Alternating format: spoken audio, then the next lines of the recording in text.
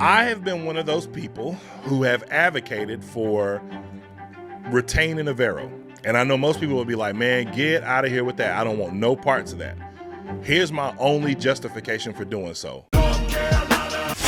Yeah, that was me. So, look, I think my logic through all of this was really just wanting to go into the next season with the same thing in place.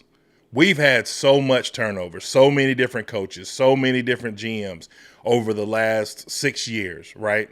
That you want to see consistency from season to season. I strongly believe that the finish that we saw when we went 7-10 down the stretch in 2022 was a huge proponent of the fact that, yes, we fired the head coach, but we still had a lot of other things in place, right? Players, some of the position coaches, Steve Wilks. Now, obviously, Steve Wilks was brought in that season, but there was familiarity there with the Panthers and knowing what, I guess, kind of the makeup of the Panthers is, the whole makeup of keep pounding, right? And what our, creed has been, right? Just tough, hard-nosed football, running football, that whole thing.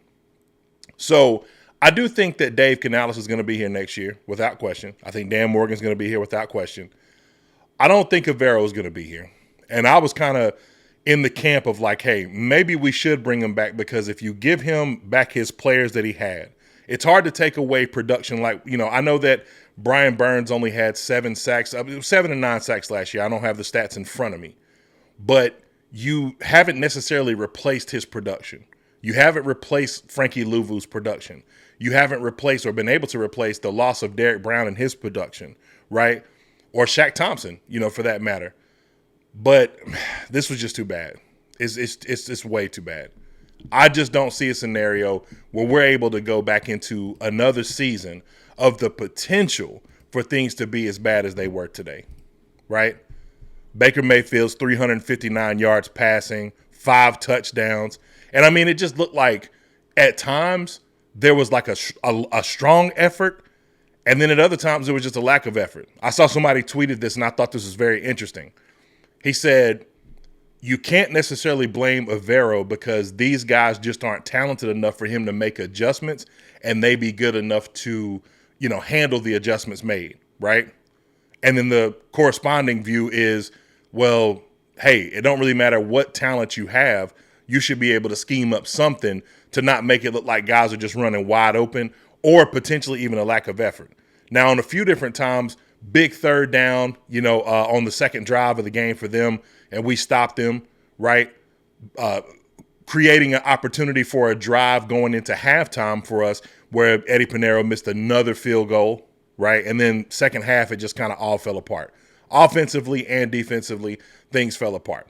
So obviously the scapegoat, or I should say, I wouldn't really say scapegoat, but, the person who's going to probably get the brunt of this and probably going to be the person that's going to take the fall is Avero. You can't be on pace to give up 533 points. I think we're at like 489 right now, and keep your job.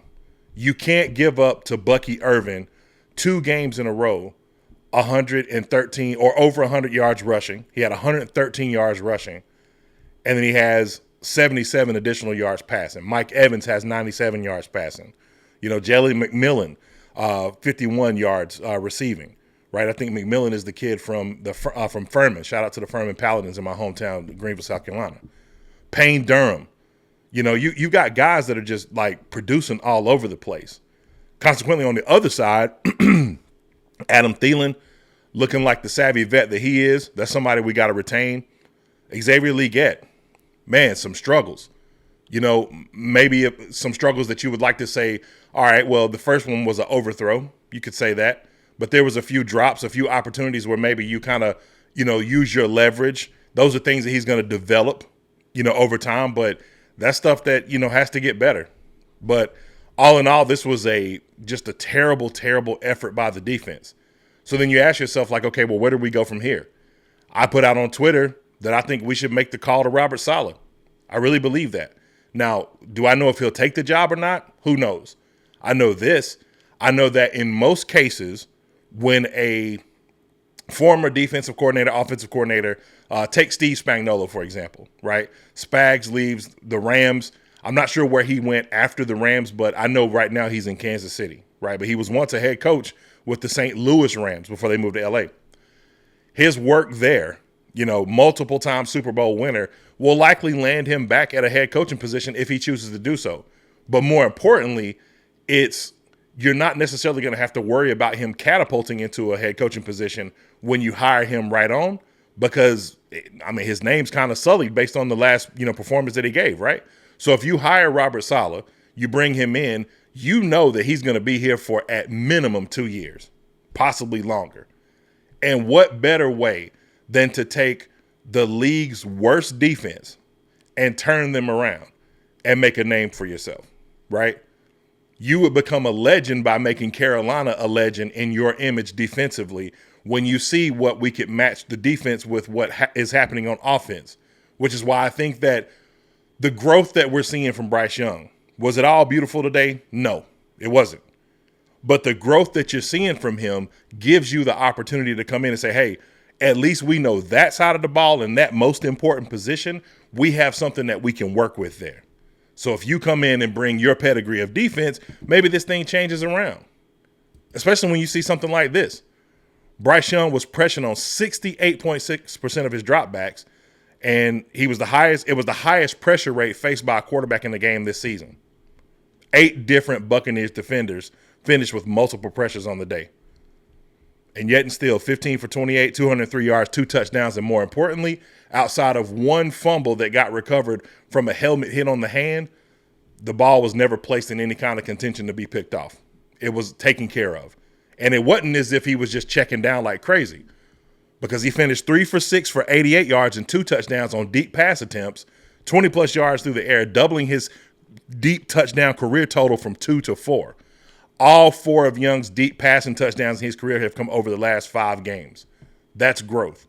So if you see that and you're someone like Robert Saleh, you know in the back of your mind, like, okay, well, that position is shored up. I think the most, if I could say, troubling thing for a lot of coordinators, former head coaches that become coordinators, to take a job, especially when you're going to be somebody as sought out as him, right? Because he could always, there's plenty of other places that would, vie for his services where he'd have a lot more exposure.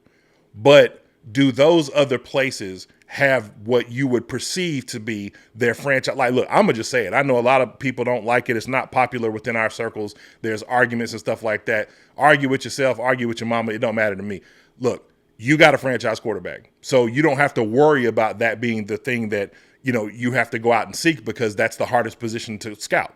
So you got that in tow. I don't have to worry about that. I'll come here. Let me help you out with changing your defensive philosophy over to what I do.